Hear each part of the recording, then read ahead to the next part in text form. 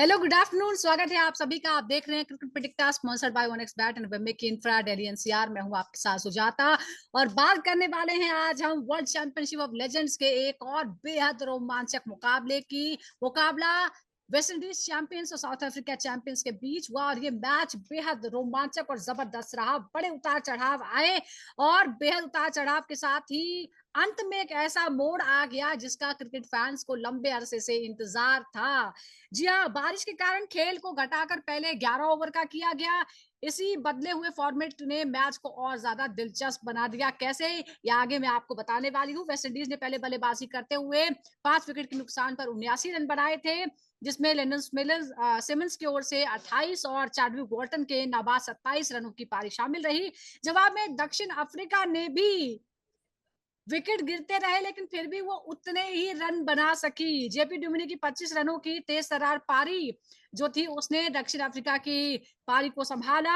अंत में मैच पूरी तरह से टाई हो गया। दोनों टीमों ने 11 ओवर में बनाए 80 रन, लेकिन उसके बाद जो डकवर्थ लुईस का नियम है उसके मुताबिक दक्षिण अफ्रीका को जीत के लिए 81 रन चाहिए थे।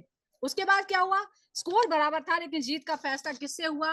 बॉल आउट से। जी हाँ, इसका इंतजार बहुत लंबे अरसे से क्रिकेट फैंस को था कि इतना रोमांच हो जाए। दक्षिण अफ्रीका चैंपियंस ने आखिरकार इस बेहद रोमांचक मुकाबले में बाजी मार ली।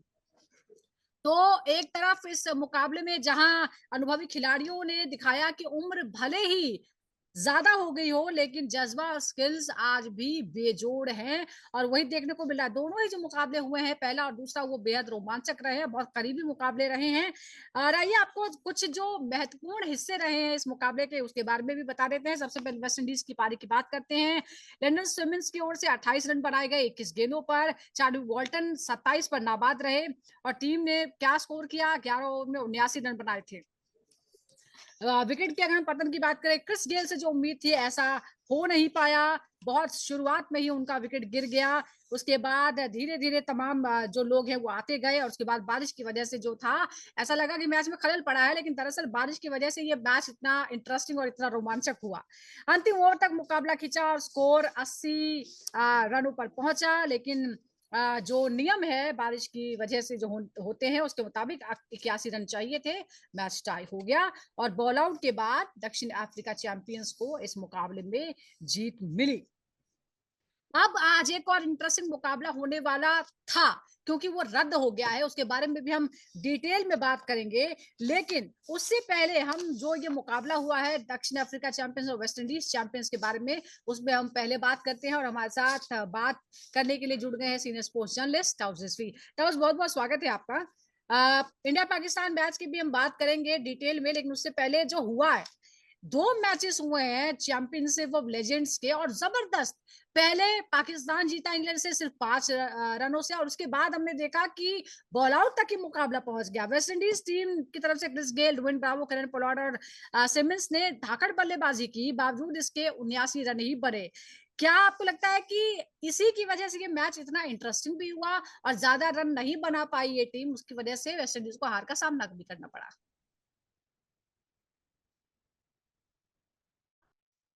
एग्जैक्टली जैसे हम सोचे थे कि यार ये एक्सक्लूसिव मैच होगा, कंसिडरिंग वेस्ट इंडीज एक पावर हाउस है हिटिंग का।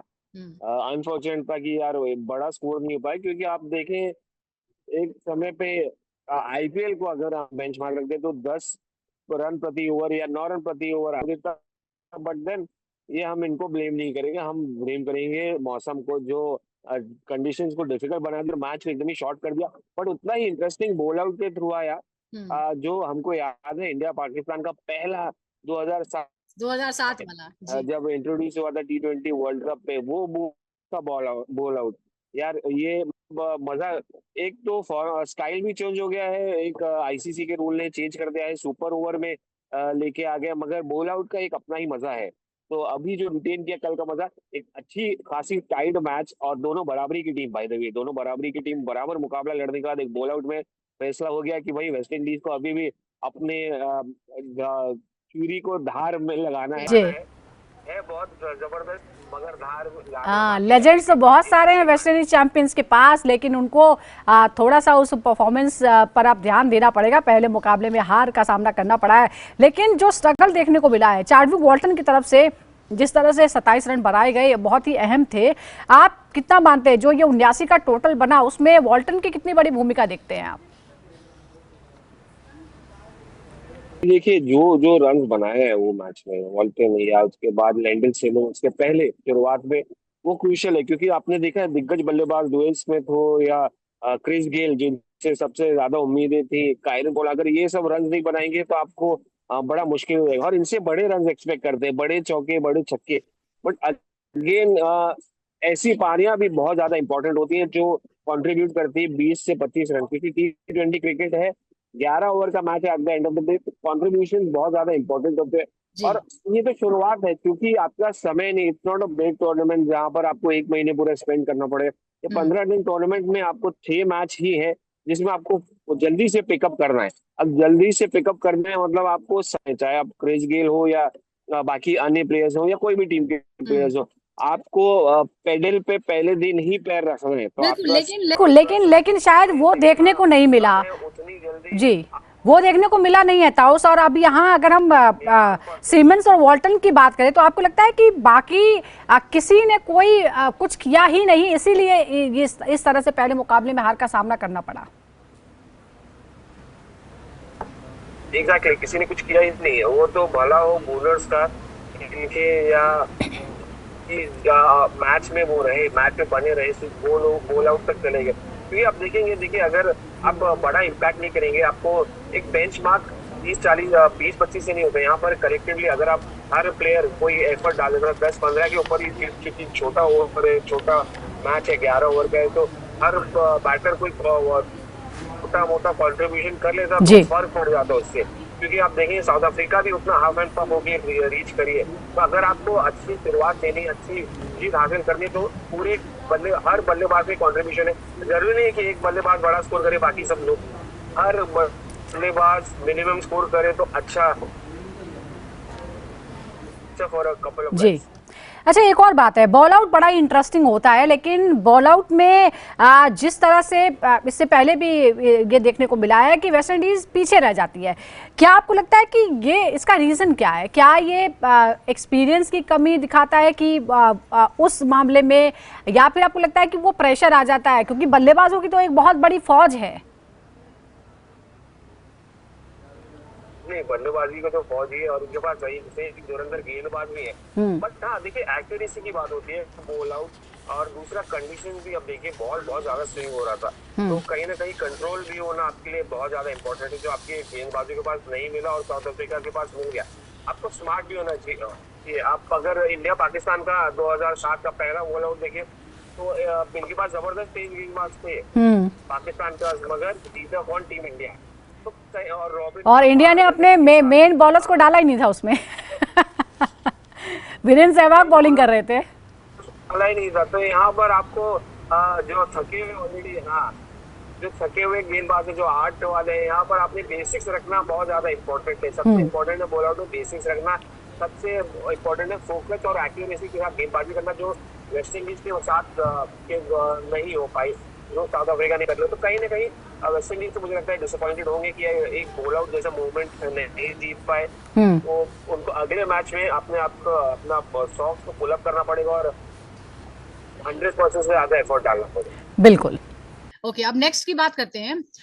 एक और बात है, जैसे हमने वेस्ट इंडीज की बात है, साउथ अफ्रीका चैंपियंस की अगर हम देखें तो शुरुआत जो थी वो बहुत खराब थी। यहाँ पर सिर्फ 8 रनों पर 2 विकेट गिर चुके थे, बावजूद इसके टीम 80 पर पहुंची। क्या आपको लगता है कि ये जेपी ड्यूमरी ने जिस तरह से पारी को बनाए रखा, उनकी सूझबूझ का ही नतीजा था कि इतने रनों तक भी पहुंच पाई टीम?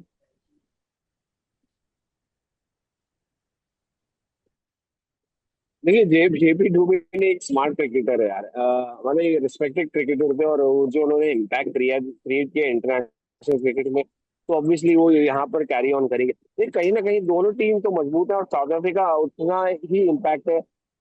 अनफॉर्चुनेट है कि भाई वो कैरी ऑन नहीं कर पाती। देखिए, हार और जीत होती है, मगर ये दो टीम जो बराबरी है, बराबरी का मुकाबला किए हैं, और जेपी डुमिनी का रोल बहुत ज्यादा इंपॉर्टेंट रहा है, जिस तरह से उन्होंने सूझबूझ के खेला है। कंडीशन आसान नहीं थी बल्लेबाजी की, स्विंग ज्यादा हो रहा था, ज्यादा बल्लेबाज कनेक्ट नहीं कर पा रहे थे, and one of the reasons why West Indies also failed, and south Africa जो अच्छा, एक तरफ जेपी ड्यूमिनी थे, दूसरी तरफ आपको लगता है कि अगर एबी डिविलियर्स वहां पर थोड़ा और टिक जाते तो मुश्किल हो जाती, लेकिन सुलेमान बेल ने जिस तरह से उनको आउट किया, क्या आपको लगता है कि ये दरअसल टर्निंग पॉइंट था जिसकी वजह से मैच बराबरी पर खत्म हुआ और नौबत बॉल आउट तक पहुंची? देखिए एबी डिविलियर्स और क्रिस गेल तो साथ में ही खेले हैं भाई, आरसीबी का तो एक दूसरे को पता है उनका गेम क्या है। बिल्कुल। बट अगेन यार फर्क तो पड़ जाता है, ये तो ऑब्वियस सी बात है कि भाई एबी डिविलियर्स होते तो गेम खत्म ही करके आते। बट आरसीबी का कॉन्फिडेंस उनको शायद मिल गया वहां से, उनकी टीम को मिल गया, उनको नहीं मिला है, इसलिए वो सुलेमान बेन को आउट हो गया। मगर at the end of the day I mean cricket again I wouldn't say कि एबी डिविलियर्स कंडीशंस के अगेंस्ट स्ट्रगल किए या उनको समझ में नहीं आया। AB de Villiers quite an experience guy है, बहुत साल खेले, लेजेंड ऑफ द गेम है, उनको पता है कैसे हैंडल करना है। बट वो वन ऑफ मोमेंट होता है कि भाई ऐसे तरीके से आउट हुए जिस तरीके से एबी आउट हुए या बट अगेन ये तो शुरुआत है, कल पहला मैच था, उनको अब समझ में होगा एट द एंड वापसी कर रहे हैं हर सारे के सारे क्रिकेटर्स जी। सब क्लिक नहीं होंगे, धीरे धीरे एक एक करके ग्रुप में आएंगे, पार्टी ज्वाइन करेंगे, और मुझे लगता है एबी की पार्टी दूर नहीं है। और एक वापसी की जो पूरी दुनिया इंतजार कर रही थी महामुकाबले की, इंडिया वर्सेस पाकिस्तान, जहां ये दो नाम आ जाते हैं, चाहे वो कोई भी खेल हो और खासतौर पर अगर क्रिकेट का खेल हो, तो फिर वो एक बहुत ही रोमांचक मुकाबले की उम्मीद यहां पर हो जाती है। लेकिन अफसोस ये मुकाबला रद्द कर दिया गया है, क्योंकि ज्यादातर प्लेयर्स ने, इंडियन प्लेयर्स जो थे, उन्होंने खेलने से इनकार कर दिया। उसके बाद आयोजकों को इस मुकाबले को रद्द करने का फैसला लेना पड़ा है। आज ये मुकाबला होने वाला था, लेकिन अब ये मुकाबला नहीं होगा। लेकिन अभी तक अगर हम पिछले साल का रिकॉर्ड देखें, तो पिछले साल फर्स्ट सीजन में फाइनल में दरअसल दोनों ही टीमें पहुंची थी और इंडिया चैंपियंस को यहाँ पर जीत हासिल मिली थी।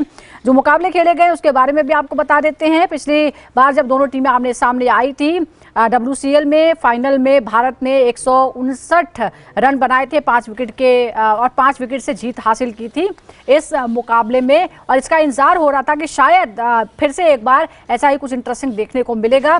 कुल मिलाकर 2 मैच जो खेले गए हैं दोनों के बीच में, WCL में उसमें 1-1 की बराबरी थी और उम्मीद की जा रही थी कि शायद तीसरे मैच जो होगा वो टाई ब्रेकर की तरह होगा, लेकिन ऐसा हो नहीं पाया है। तो ये हाई वोल्टेज मुकाबले की जो उम्मीद थी, जो दर्शक और जो क्रिकेट फैंस थे, उनके लिए ये बहुत ही अफसोस वाली खबर है। लेकिन ताउस, अब ये जो हुआ है, क्योंकि हम उम्मीद लगा के बैठे थे कि होगा, लेकिन क्या आपको लगता नहीं है कि शायद इसकी चर्चाएं तो पहले ही हो रही थी? क्योंकि जितने भी टूर्नामेंट है, जहां भी बात हो रही, चाहे एशिया कप हो या और दूसरे भी मुकाबले हैं, दूसरे गेम्स को लेकर भी, उसमें भी इस तरह के सवाल उठे थे। आयोजकों ने अब फैसला लिया जब प्लेयर्स ने इसका बाइकआउट कर दिया। आपको लगता है कि ये कितना बड़ा मुद्दा हो सकता है जिस तरह से गेम को रद्द किया गया, और अब आगे क्या?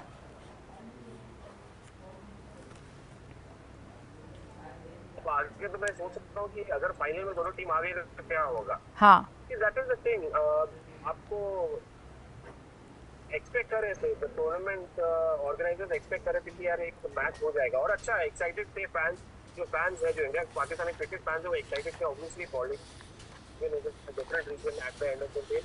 बट कहीं ना कहीं जब लगा कि भाई बाकी टूर्नामेंट्स हॉकी टीम है आपकी, जूनियर एशिया कप के लिए आ रही है या वर्ल्ड कप के लिए आएगी या फ्यूचर टीम कोई भी आ रही है, तो होपफुल थे कि शायद ये मगर players at the end of the day, player come down to the players कितना इंटरेस्ट दिखा रहे हैं, कितना इंपॉर्टेंट है उनका हिस्सा लेना। और बहुत सारे प्लेयर्स अगर एक साथ पुल आउट करने तो मैच का मतलब बनता ही नहीं है।